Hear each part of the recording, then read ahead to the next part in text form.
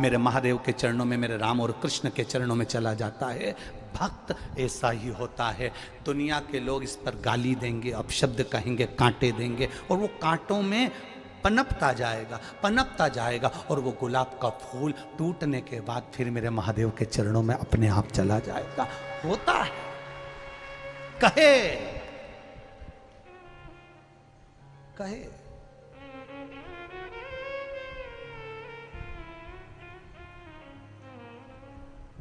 कितना विचित्र जीवन हम जी रहे हैं, कितना विचित्र। आज हम अपने शरीर से कोई काम करना नहीं चाहते हैं।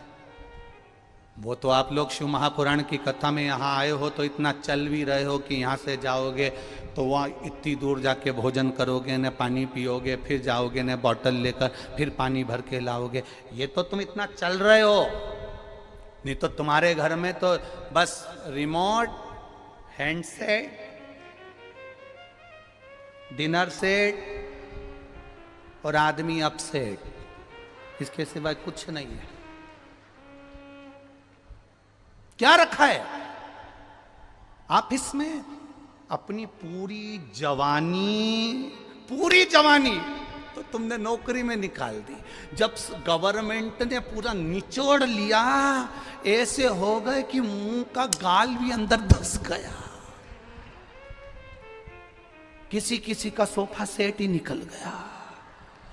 तब जाकर फिर 60-65 साल में रिटायर हुए, फिर नौकरी करते करते, चाहे प्राइवेट हो चाहे सरकारी हो, करते करते अपनी पूरी जिंदगी लगा दी। बुढ़ापा आया, बच्चों को बड़ा करा, एक दिन बहू भी आ गई, बच्चे भी बड़े हो गए। अब तुम उनको समझाने बैठे तो वो तुमको बात बात में कह दे, तुम चुप बैठो, हम है ना, बात कर रहे हैं ना, चुप बैठो, तुम्हें नहीं आती अकल, तुम समझदार नहीं हो। अब तुम इतनी बड़ी पोस्ट पर रहे, इतनी सत्ता में रहे, इतने वैभव में रहे, और तुम्हारी औलाद तुमको चुप करना सिखा देती है। क्यों? क्योंकि तुम्हारा अहम तुमको अब चूर हो रहा है, और जब अहम चूर होता है तब दुख होता है। इसलिए अभी से अगर तुम शंकर की भक्ति में डूबते चलोगे, ये मानते चलोगे कि सुख और दुख तो मेरे महादेव के दिए हुए हैं, तो जीवन का एक आनंद जिंदगी भर जी सकोगे, जिंदगी भर, जीवन भर जी सकोगे। आज कथा के पंडाल में बैठे हो, घर पे रहते तो एसी के रूम में रहते, डनलप के गद्दे पर सोते, तुम्हारा पर्सनल रूम होता, यहाँ पंडाल में पड़े हुए हो, दरी पर पड़े हुए हो। यहां से तुम शुरुआत करो तुम्हारे जीवन की कि अब मेरा अहंकार चले गया, रोड पर पड़ा हूं, जमीन पर पड़ा हूं, दरी पर सो रहा हूं, 2 कदम चलकर भोजन करने जा रहा हूं, 2 कदम चलकर वापिस आ रहा हूं, सामान पड़ा है, कोई चिंता नहीं है, व्यर्थ चिंता।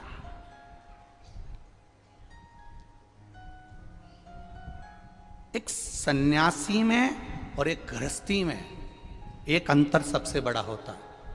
एक संत ट्रेन में सफर कर रहे थे, खूब सोने की रकम मकम पहने थे संत, खूब जोरदार। अगले स्टेशन पर वो एक सेठ जी चढ़ गए, बहुत सारा सामान, बहुत सारा, 2 बैग इधर ट्रेन के नीचे डाल दिए, 2 बैग इधर ट्रेन के नीचे डाल दिए, सीटों के नीचे, और सेठ जी अपनी बढ़िया जोरदार आराम से बैठ गए। अब उन्होंने मन में सोचा, सेठ जी ने, बताओ महाराज को तो देखो कितना सोना वोना पहन के बैठे। प्रणाम महाराज। महाराज जी बोले, प्रणाम भैया जी। कहाँ से आ रहे हो? बस हरिद्वार से आ रहे भैया जी। कहाँ जा रहे हो? प्रयागराज जा रहे भैया जी। अच्छा, आप कहाँ जा रहे हो? बस हम भी प्रयागराज ही जा रहे हैं। अच्छा, ठीक है, बैठो। सेठ जी बैठ गए। अब सेठ जी को तो बस वो महाराज, इतना एसी का डब्बा, फर्स्ट क्लास, इतना ठाट, चिंता, टेंशन। अब सेठ जी ने कहा, महाराज जी ये सब कुछ तो व्यर्थ है आपके लिए, क्योंकि आप तो संत हो। अगर आप इतना जोड़कर चलोगे तो फिर संत में और सेठ में क्या अंतर होगा? क्या अंतर होगा? ये तो व्यर्थ है, व्यर्थ। ये तो व्यर्थता है ना। अब कहा, स्मरण किया, देखा, ये तो व्यर्थता है। सेठ जी ने कहा, नहीं, व्यर्थता नहीं है, तुम में और हम में बहुत अंतर है। आप कह रहे हो आप में और हमें कोई अंतर नहीं है? बहुत अंतर है, बहुत अंतर, बहुत अंतर। क्या अंतर है? संत ने कहा, संत कुछ भी सामग्री कुछ भी सामग्री 1 मिनट में छोड़ सकता है। मन के सुकून के बच्चे थोड़ा सा जाकर देखिए, अब संत 1 मिनट में छोड़ सकता है, संत 1 मिनट में छोड़ सकता है। और महाराज धन वैभव की सत्ता में हम नहीं छोड़ पाते, ऐसा हो नहीं सकता। उन्होंने कहा हम करके बता सकते हैं। अगला स्टेशन आया, संत भी उतरे, सेठ जी भी उतरे, दोनों नीचे उतर गए। और जब दोनों नीचे उतरे, उतरते से जैसे ही दोनों उतरे बात करने लगे, ट्रेन चलने लगी, ट्रेन चलने लगी, तो सेठ जी का हाथ संत ने पकड़ लिया, छोड़ नहीं रहा। सेठ जी का हाथ संत ने पकड़ा, छोड़ नहीं रहा। बहुत प्रयास करा गया पर नहीं छूटता, बहुत प्रयास करा, नहीं छूटा। और जब नहीं छूटा, ट्रेन निकलने लगी, ट्रेन जाने लगी। सेठ जी कहने लगे मेरा सामान भरा पड़ा हुआ है। इतने में संत ने कहा सामान तो हमारा भी रखा हुआ है, बस तुम में और हम में यही अंतर है, हम एक क्षण में छोड़ना जानते हैं और तुम जिंदगी भर जोड़ना जानते हो। संत, साधु, सन्यासी, तपस्वी, साधक, उपासक ये मानकर चलता है कि सर्वस्वता कुछ नहीं, सब नष्ट। महाराज आपका भरोसा जब प्रबल होगा, आपकी दृढ़ता जब प्रबल होगी और आपके भरोसे के साथ में आपका विश्वास जब दृढ़ होगा, तब आपको कहीं जाने की जरूरत नहीं पड़ेगी। महादेव स्वयं आपको ढूंढता हुआ आपके पास आ जाए। ये आपका विश्वास प्रबल होना चाहिए, दृढ़ होना चाहिए, भरोसा प्रबल होना चाहिए, दृढ़ होना चाहिए। विश्वास पक्का करें, भरोसा दृढ़ करें और उस भरोसे पर जीना प्रारंभ करें, उस भरोसे। शंभु शरणे पड़ी मांगू घड़ी रे घड़ी, दुख काटो दया करी निदर्शन। आकर खड़ी होती है और कदम से कदम मिलाकर आगे बढ़ा देती है।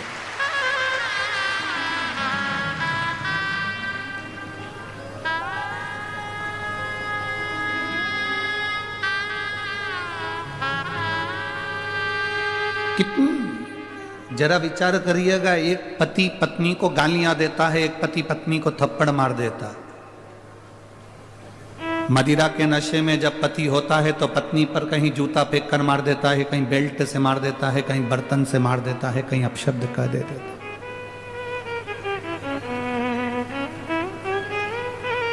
उसके बाद पति को अगर तकलीफ हो जाती है, कहीं एक्सीडेंट हो जाता है, कहीं उसका हड्डी टूट जाती है, कहीं वो पीकर गिर जाता है, पड़ जाता है, उसके शरीर में चोट लग जाती है, सेवा कौन करती है? जम के तो बोलो जरा। पड़ोसन आती है क्या सेवा करने के लिए? कोई रिश्तेदार आता है क्या सेवा करने के लिए? जो दिन रात का ज्ञान देता है वो तुमको सेवा करने के लिए आएगा क्या? नहीं। जितनी सेवा कोई नहीं करेगा, उतनी सेवा जिस पत्नी को उसने थप्पड़ मारा है, जिस पत्नी को उसने अपशब्द कहा है, जिस पत्नी को उसने ताने दिए हैं, वो नारी उसकी सेवा में लगी रहती है, भले वो कैसा भी कुछ भी। एक स्त्री का जीवन कोई साधारण जीवन है?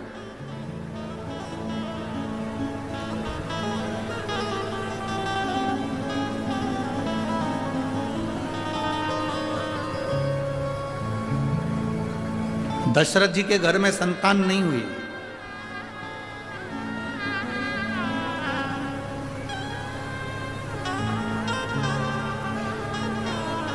गुरु बाबा को बुलाया गया। गुरु बाबा से कहा कि बाबा वशिष्ठ को बुलाकर, गुरु बाबा को बुलाकर कहा गया कि मेरे घर में औलाद नहीं। बाबा ने कहा कोई शिव का भक्त आए और पुत्र कामेष्ठी यज्ञ करवाए। कोई शिव का भक्त आए और पुत्र कामेष्ठी यज्ञ करवाए तो तुम्हारे घर में औलाद होने में देरी नहीं लगेगी। मेरी 3 धर्म पत्नियां, कौशल्या, केकई, सुमित्रा,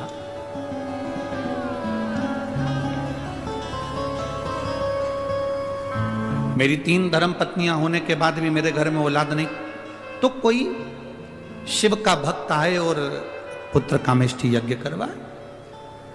वशिष्ठ बाबा ने तो कह दिया, दशरथ जी के कानों में शब्द पड़ गया, पर वशिष्ठ बाबा से दशरथ जी ने हाथ जोड़कर निवेदन करा कि आप ढूंढो कि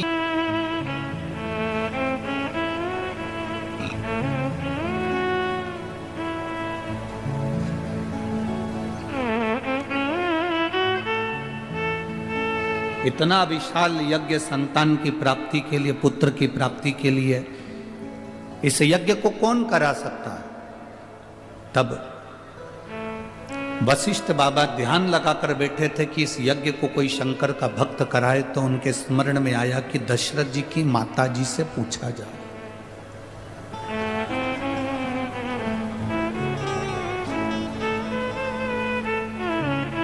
इंदुमती जी से पूछा गया।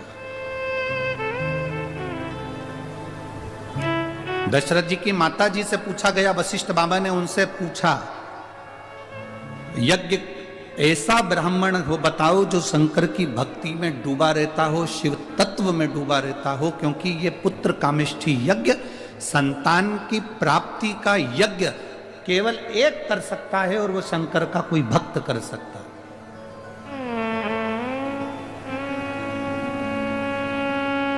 वशिष्ठ बाबा ने दशरथ जी की माता जी से कहा कि शिव भक्त कौन मिल सकता है?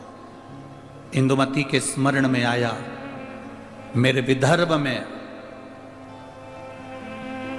विदर्भ में जो शंकर की भक्ति में हर तरफ डूबे रहते हैं, वो केवल एक श्रृंगी ऋषि है।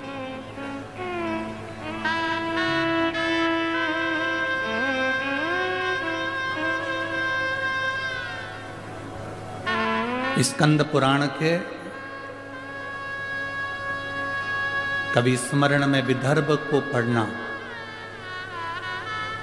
स्कंद पुराण के विदर्भ को यदि आप पढ़ेंगे तो विदर्भ में आप पढ़ेंगे कि दशरथ जी की माता जी ने, इंदुमती जी ने कह दिया वशिष्ठ बाबा से, आप चिंता मत करो, अगर पुत्र कामेष्ठी यज्ञ करवाना है तो मेरे मायके में विदर्भ में जो हमारे घर के राजगुरु हैं श्रृंगी बाबा, उनको निमंत्रण दिया जाए। एक स्त्री मार्गदर्शक बन जाती है, एक स्त्री मार्ग बताने वाली हो जाती है, उनको बुलाया जाए। ये अमरावती की धरा से स्कंद पुराण कहती है, विदर्भ का वर्णन करते हुए कहती है, अमरावती से चांदूर बाजार की ओर जब हम जाते हैं तो वहाँ वन पर्व में, वन क्षेत्र के अंतर्गत श्रृंगी बाबा का एक स्थान है जिसको तपवनेश्वर कहते हैं।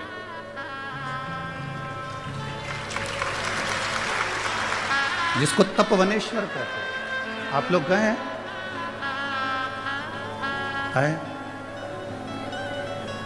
जरा जम के बोलो। अच्छा अच्छा,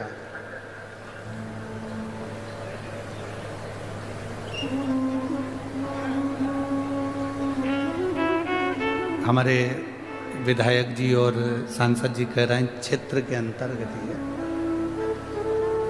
तपवनेश्वर। आप लोगों में से कितने लोग गए? बहुत बहुत धन्यवाद, आपके चरणों को नमन जो आप तपवनेश्वर का दर्शन करें, जहां स्वयं संत साधु तपस्वी साधक उपासक तप करते हैं, तप साधना में लीन थे, तप में लीन।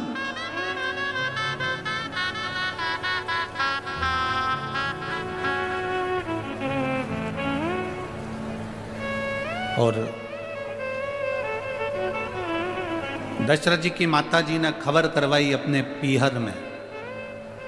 दशरथ जी के ननिहाल में कि दशरथ जी को पुत्र कामेष्टि यज्ञ करना है और आप श्रृंगी बाबा से जाकर निवेदन करो। श्रृंगी बाबा उस समय पर तप मुद्रा में लगे हुए थे, बैठे गुफा के अंदर भजन में लीन थे। जब कोई राजकीय कार्य होता था तो श्रृंगी बाबा निकलकर उस गुफा से आते थे और विदर्भ राज के पास में बैठकर उनको ज्ञान दिया करते थे। संत साधु गुरुजन का एक काम है, जब राज सिंहासन को तुम्हारी जरूरत पड़ती है तब राज सिंहासन पर जाकर आप अपने ज्ञान को, अपने उद्बोधन को, अपनी समझ को जरूर देना चाहिए।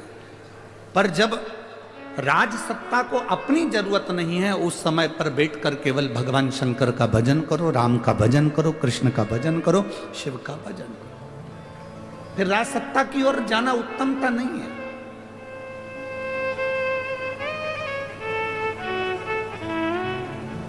अब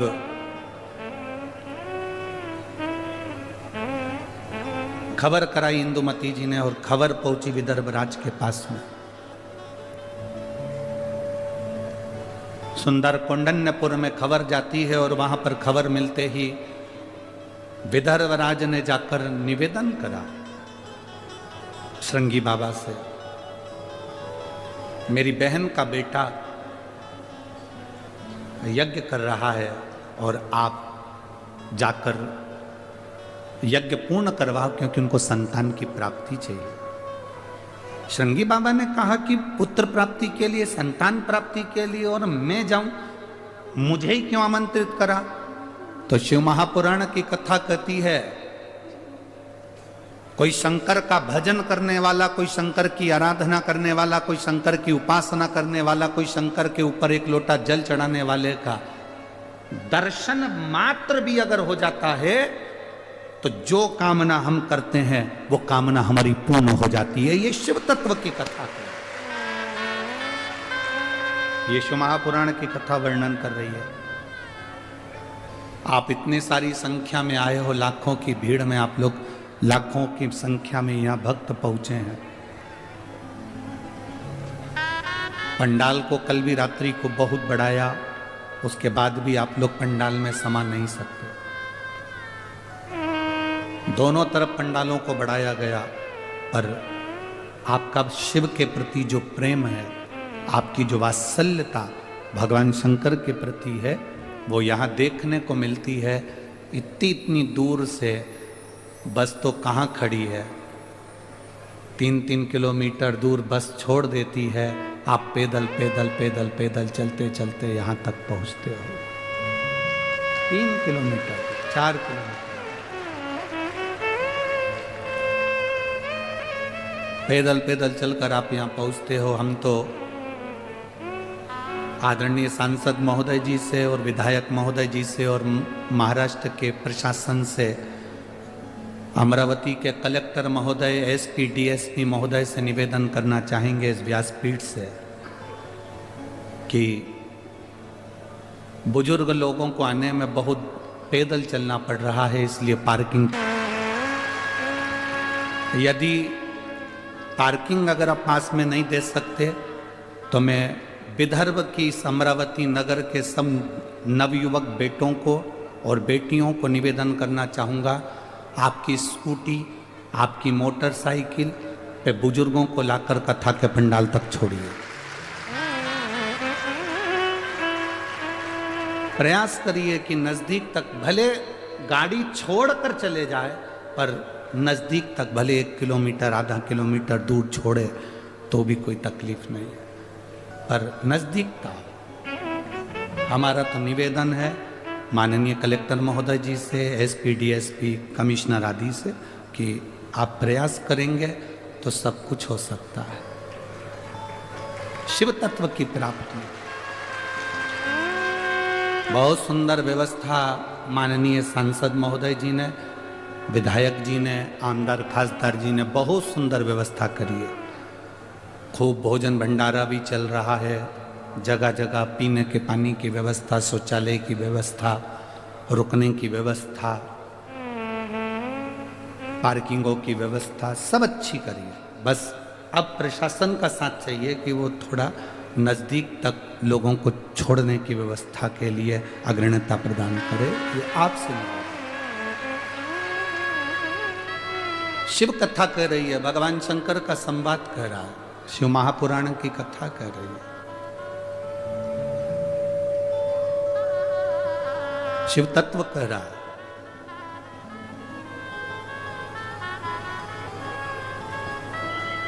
तपवनेश्वर में जाकर श्रृंगी बाबा को विदर्भ राज ने निमंत्रण भेजा, और निमंत्रण भेजा तो तपवनेश्वर के श्रृंगी बाबा आए।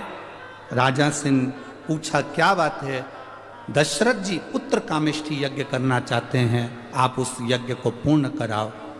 श्रृंगी बाबा ने मना कर दिया, श्रृंगी ऋषि ने मना कर दिया। श्रृंगी बाबा बोले मैं नहीं जा सकता, मेरी तप साधना छूटती है, मेरा भजन छूटता है, मेरा कीर्तन छूटता है, मेरा स्मरण छूटता है, मैं नहीं जा सकता, मैं नहीं जाऊंगा। जैसे ही निवेदन किया, श्रृंगी बाबा ने मना करा और जाकर तपवनेश्वर में बैठ गए। तप करने वापस गुफा में प्रवेश कर गए। तब जैसे गुफा में प्रवेश कर तप करने में लीन थे, श्रृंगी बाबा का एक नियम पक्का था कि रोज पार्थिव शिवलिंग का निर्माण करना, उसकी पूजन करना, उसकी आराधना करना। आज पार्थिव शिवलिंग का निर्माण श्रृंगी बाबा बस कर ही रहे थे, आधा शिवलिंग का निर्माण हुआ था, पूर्ण तरह से गोल शिवलिंग बना ही नहीं था, केवल हाथ का स्पर्श किया गया था। इतनी देर में तो देवाधिदेव महादेव प्रकट हो गए श्रृंगी बाबा के साथ। देवाधिदेव महादेव प्रकट हुए और देवाधिदेव महादेव प्रकट होकर तुरंत उसी समय पर बोले श्रृंगी ऋषि से, हे श्रृंगी बाबा, अयोध्या के राजा दशरथ जी यज्ञ करवाना चाहते हैं, आप पुत्र कामेष्ठी यज्ञ करवाइए, क्योंकि भगवान नारायण पृथ्वी पर अवतरण होना चाहते हैं, इसलिए अवध में राम आने चाहते हैं, आप करवाओ यज्ञ। आधा शिवलिंग का निर्माण हुआ था, इसलिए आप लोग अगर तपवनेश्वर गए हो, हम तो आज तक नहीं गए, अगर आप लोग तपवनेश्वर गए हो, हम नहीं जा पाए, हम तो कहेंगे सांसद महोदय जी से, विधायक जी से, अगर नज़दीक में हो तो एक बार बाबा के दर्शन अवश्य कर। ऐसी पवित्र भूमि, जिस भूमि से श्रृंगी ऋषि यज्ञ कराने के लिए अयोध्या में जाते हैं, अवधपुरी में जाते हैं, इतनी पवित्र भूमि से, विदर्भ की इस धरा से श्रृंगी ऋषि जाकर जो यज्ञ कराते हैं, राम जी को लाने के लिए पुत्र कामेष्ठी यज्ञ करवाते हैं, वो श्रृंगी ऋषि के पवित्र भूमि का दर्शन हो, इससे बढ़कर सुख और क्या हो सकता है। तपवनेश्वर हम नहीं गए, परंतु स्कंद पुराण कह रही है, वहां पर जो शिवलिंग होगा वो पूर्ण तरह से गोल नहीं होगा, शास्त्र में लिखा है। क्यों? उसका कारण यह है कि श्रृंगी बाबा शिवलिंग का निर्माण कर रहे थे और इतनी देर में शंकर भगवान प्रकट हो गए।